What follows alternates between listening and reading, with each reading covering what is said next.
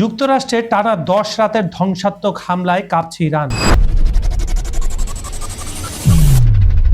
তবে চুপ নেই তেহরানও।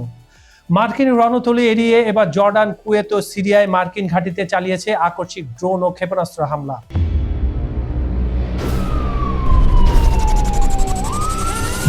Iran's deadly revenge has begun.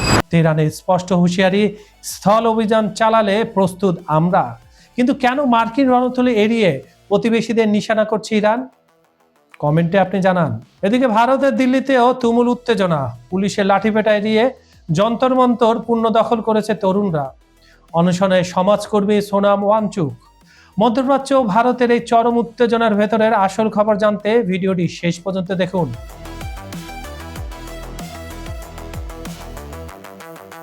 Jordan ও ইরাকে 3 মার্কিন সেনা নিহত হওয়ার পর ইরানে টানা 10ম রাতের মতো হামলা চালিয়েছে যুক্তরাষ্ট্রের সেন্ট্রাল কমান্ড।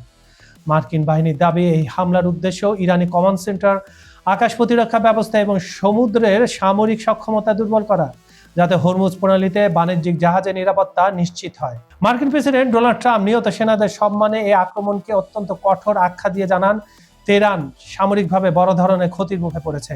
নিহত সেনা সদস্যরা যাতে তেহরান পারমাণবিক অস্ত্র অর্জন করতে না পারে সেজন্য লড়ছিলেন বলে তিনি উল্লেখ করেন। আর এটা ডাহা মিথ্যা কথা, কারণ ইরান কখনো প্রথমে হামলা চালায়নি। মার্কিন যুক্তরাষ্ট্রে প্রথম হামলা চালায় ইরান, প্রথমে তা সহ্য করেছে এবং পরবর্তীতে প্রতি হামলা করেছে। তার ফলে মার্কিন সেনাদের এত ক্ষয়ক্ষতি হয়েছে। এদিকে মার্কিন হামলায় বন্দর মাহাসার, চাবাহার, তাবরিজ ও বুশেহের শহর সহ বেসামরিক পারমাণবিক কেন্দ্র সংলগ্ন এলাকা ক্ষতিগ্রস্ত হয়েছে। এমনকি নির্মাণাধীন দাখবিন পারমাণবিক স্থাপনায় হামলার নিন্দা জানিয়ে আন্তর্জাতিক পরমাণু শক্তি সংস্থা আইএই হস্তক্ষেপ কামনা চেয়েছে ইরান।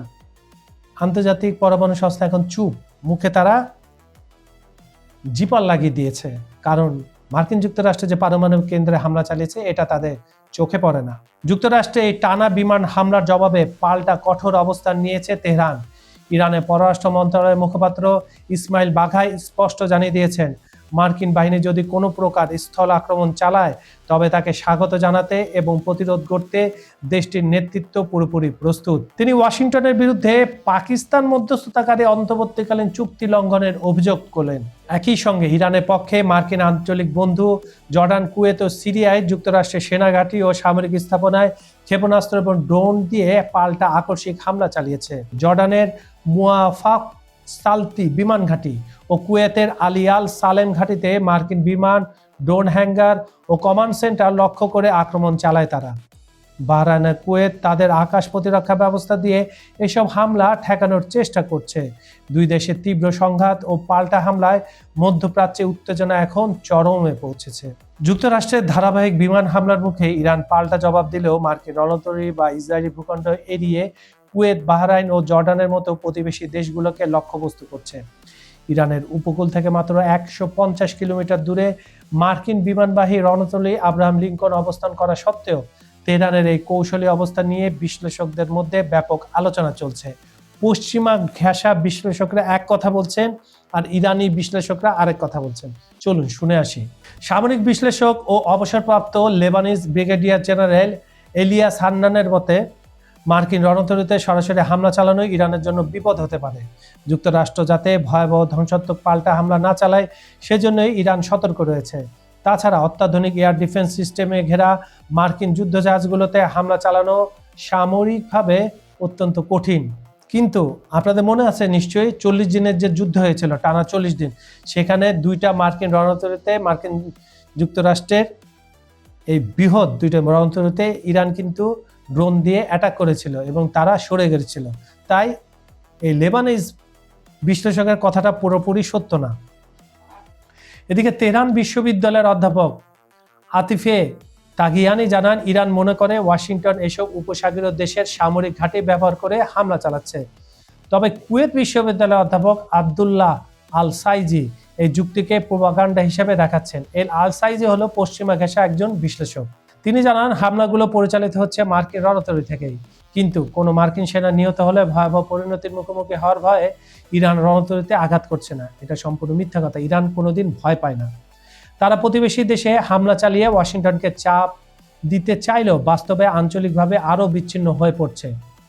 কাতার বিশ্ববিদ্যালয়ের শিক্ষক আবদুল্লাহ বদর আল ওয়াতাবি মনে করেন ইনিও একজন পশ্চিমা বিশ্লেষক। এটা আপনাদের মাথায় রাখতে হবে। তার বিশ্লেষণ কি, চলুন শুনে আসি।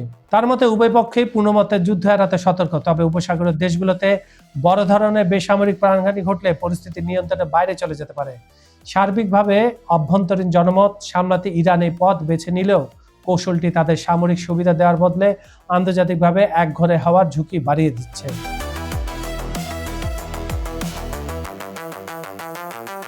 এদিকে পুলিশি লাঠিপেটা ও তাঁবু গুড়িয়ে দেওয়ার পরদিনই আজ মঙ্গলবার দিল্লির যন্তর মন্তর পুনরায় নিজেদের নিয়ন্ত্রণে নিয়েছে তরুণদের প্ল্যাটফর্ম ককরোচ জনতা পার্টি সিজেপি।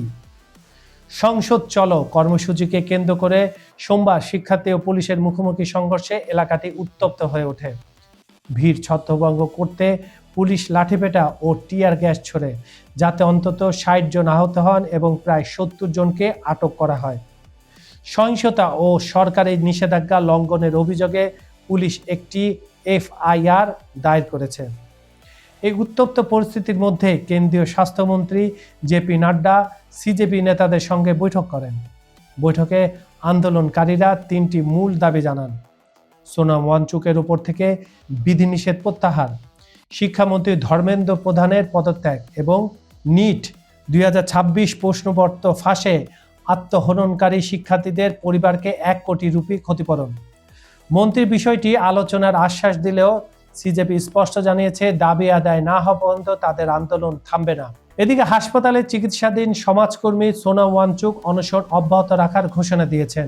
আন্দোলনকারী তরুণ নেতাদের সংসদ সদস্যদের সঙ্গে সাক্ষাতের সুযোগ অথবা হাসপাতালে তার সঙ্গে সংসদ সদস্যদের বৈঠকের শর্ত দিয়েছেন তিনি। দাবি না মানা পর্যন্ত এই আন্দোলন ও অনশন চালিয়ে যাওয়ার সিদ্ধান্তে অটল রয়েছেন আন্দোলনকারীরা। বন্ধুরা, ভারতের তরুণদের এই নতুন রাজনৈতিক জোয়ার কতদূর যাবে? আর মধ্যপ্রাচ্যের এই রক্তক্ষয়ী মুখোমুখি অবস্থান কি শেষ পর্যন্ত এক প্রলয়ঙ্কারী পূর্ণাঙ্গ যুদ্ধের দিকে ধাবিত হচ্ছে? আপনার মতামত অত্যন্ত গুরুত্বপূর্ণ। অনুষ্ঠানটি আপনি পৃথিবীর কোন প্রান্ত থেকে দেখছেন? বাংলাদেশ, ভারত, পাকিস্তান, যুক্তরাষ্ট্র, ইউরোপ, মধ্যপ্রাচ্য, সৌদি আরব, দুবাই, কুয়েত কিংবা পৃথিবীর অন্য যে কোনো দেশ থেকেই হোক না কেন, কমেন্ট বক্সে অবশ্যই আপনার মূল্যবান মতামত লিখে জানান। ভূ রাজনীতি ও আন্তর্জাতিক রাজনীতির এমন টপ ও বস্তুনিষ্ঠ বিশ্লেষণ সবার আগে পেতে চ্যানেলটি এখনই সাবস্ক্রাইব করুন এবং বেল আইকনটি বাজিয়ে দিন। আজ এই পর্যন্তই, দেখা হবে পরবর্তী ভিডিওতে নতুন কোনো তাজা ইস্যু নিয়ে। ততক্ষণ পর্যন্ত সবাই ভালো থাকুন, সতর্ক থাকুন ও নিরাপদে থাকুন। ধন্যবাদ সবাইকে।